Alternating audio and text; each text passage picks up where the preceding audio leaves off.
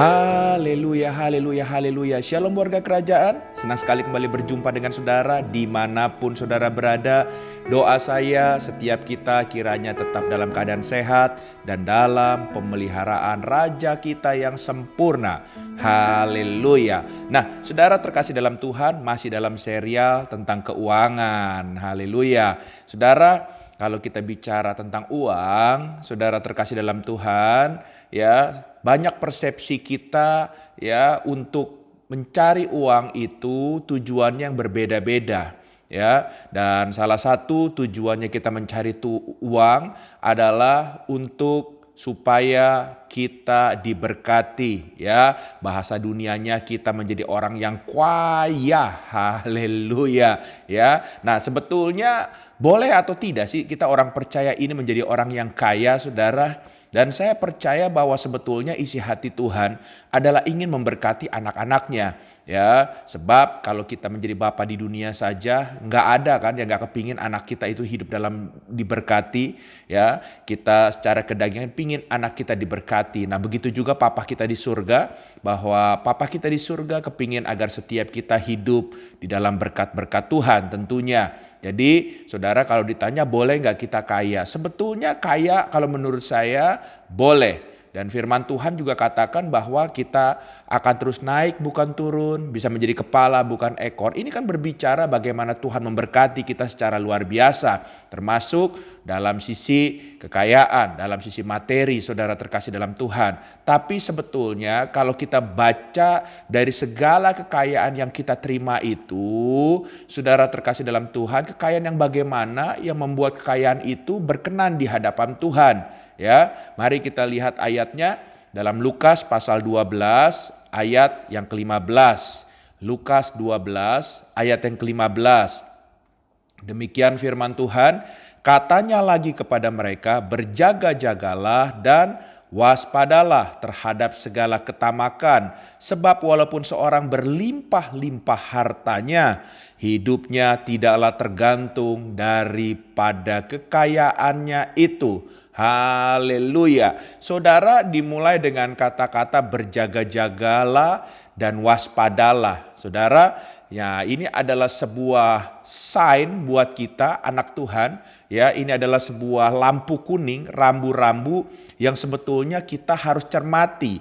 Kata berjaga-jaga, kata waspada. Di sini kalau kita nggak hati-hati, kemungkinan kita nggak seperti apa yang Tuhan kehendaki melalui berkat, melalui kekayaan yang Tuhan berikan kepada setiap kita. Ya, bahkan kalau kita melihat dalam Injil Matius pasal 16 ayat yang ke-26, di sana saudara terkasih dalam Tuhan, Tuhan Yesus mengingatkan murid-muridnya bahwa hidup seseorang itu tidak tergantung kepada kekayaannya, ya. Bahkan Tuhan Yesus juga menyatakan dengan tegas, ini yang paling penting, bahwa apa gunanya jika seseorang memperoleh seluruh kekayaan di dunia ini, tetapi perhatikan baik-baik, orang tersebut pada saatnya nanti di hari-hari akhir hidupnya dia kehilangan nyawanya, ya. Nah, saudara terkasih dalam Tuhan, oleh sebab itu Tuhan memberikan tuntunan agar kalaupun kita diberkati, kita memiliki kekayaan, biarlah kita memiliki kekayaan yang sesuai dengan kehendak Tuhan.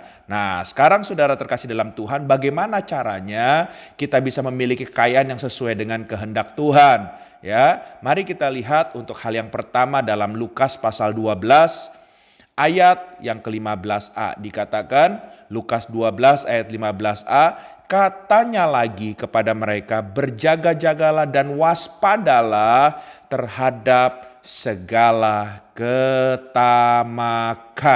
Haleluya. Jadi hal yang pertama, kita harus menghindari ketamakan, saudara, ya. Bukannya kayanya yang harus kita hindari, karena Tuhan ingin memberkati kita. Saya nggak mengajarkan teologi kemakmuran, tapi saya percaya ini isi hati Tuhan ingin memberkati anak-anaknya, saudara. Tapi saudara, yang Tuhan tidak mau kalau kita sudah diberkati, kita menjadi tamak, ya. Sebab kita harus sadar bahwa hidup kita ini nggak tergantung dari seberapa banyaknya harta, ya. Namun, ya, ketika seseorang ada di dalam Kristus, itulah yang sebetulnya Tuhan kehendaki yang paling bernilai. Ya, jadi saudara terkasih dalam Tuhan, waktu kita tamak, kita sudah nggak ada lagi di dalam Kristus. Karena di hati kita itu cuman harta, bukannya Kristus. Ya, bahkan Paulus menyatakan bahwa semua yang dahulu merupakan keuntungan menjadi sampah karena pengenalannya akan Kristus lebih dari semuanya itu. Dalam tanda kutip nih saudara, ini termasuk kekayaannya saudara. Ya, jadi agar terhindar dari segala ketamakan harus memiliki pemikiran seperti Yesus Kristus dan Rasul Paulus, saudara terkasih dalam Tuhan. Ya, bahkan kita harus memposisikan diri kita bahwa semua yang kita miliki itu cuma titipan Tuhan. Jadi hindarilah ketamakan, hal yang pertama saudara. Ya, hal yang kedua masih dalam Lukas pasal 12 tapi ayat yang ke-15b-nya saudara. Dikatakan, sebab walaupun seorang berlimpah-limpah hartanya, hidupnya tidaklah tergantung daripada kekayaannya itu. Haleluya.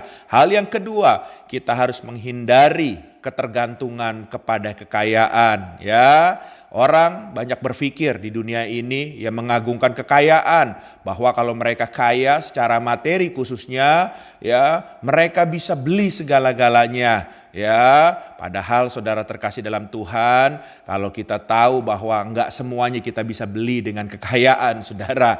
Ya, belum lama ini beberapa waktu yang lalu kita mendengar bahwa Ratu Kerajaan Inggris dipanggil oleh Tuhan. Saudara, kalau bicara soal kekayaan, dia punya segalanya, tapi kalau Tuhan bilang pulang, saudara, dia tetap akan pulang, saudara. Jadi kekayaan nggak bisa membeli segala sesuatunya, termasuk kehidupan ini, saudara. Ya, dan ini menyadarkan seluruh kehidupan kita sebagai orang percaya harusnya tentang bagaimana ya kita meresponi tentang kekayaan itu. Jangan sampai kita tergantung sama kekayaan itu. Ya, haleluya. Tuhan sama sekali tidak dia perhitungkan waktu dia tamak. Padahal sebetulnya Tuhanlah yang memegang kendali hidup kita semua. Jadi jangan tamak ya. Bahkan dalam Yeremia pasal 17 khususnya ayat yang ke-7 dan ke-8, Tuhan itu menginginkan anak-anaknya hanya bergantung kepadanya.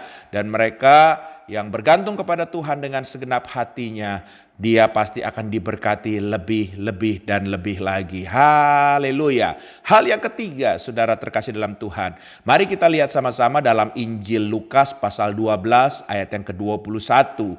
Dikatakan, demikianlah jadinya dengan orang yang mengumpulkan harta bagi dirinya sendiri, jikalau ia tidak kaya di hadapan Allah.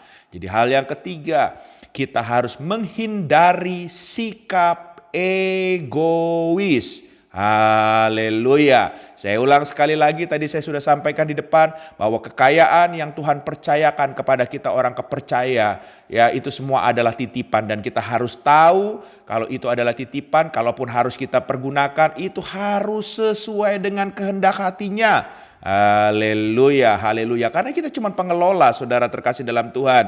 Ya, kita nggak bisa seenak-enaknya, semau-maunya, saudara. Tapi banyak anak Tuhan, waktu dipercayakan Tuhan lebih, ya mereka itu mengaturnya, mempergunakannya untuk kedagingannya, untuk dirinya sendiri, untuk semua-muanya saya, keluarga saya, hidup saya, masa depan saya, semuanya selalu saya, dan saya, termasuk pelayanan saya. Padahal mana ada pelayanan saya, ya ini adalah pelayanan punya Tuhan semuanya, kita cuma dipercayakan juga. Jadi buanglah kata-kata saya, khususnya dalam kita berbicara tentang kekayaan atau berkat, bahwa semua adalah titipan Tuhan, jangan jadi egois, ya.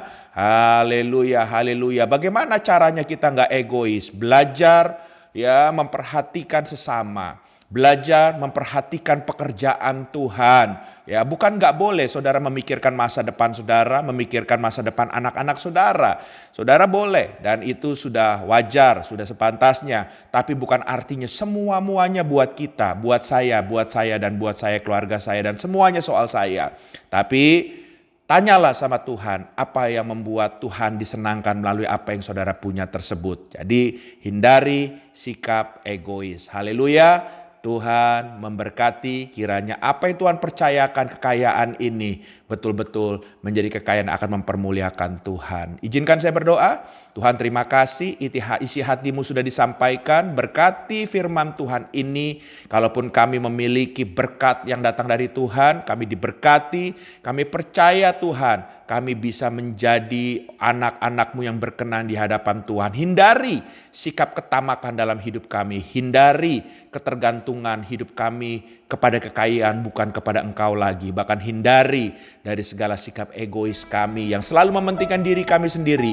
Bahkan kami tidak menghiraukan tentang kepentingan Engkau. Padahal Engkau mau, Engkau yang nomor satu. Terima kasih, materaikan firman Tuhan ini. Pimpin setiap langkah kami lebih lagi dan berkati kami. Haleluya. Amin.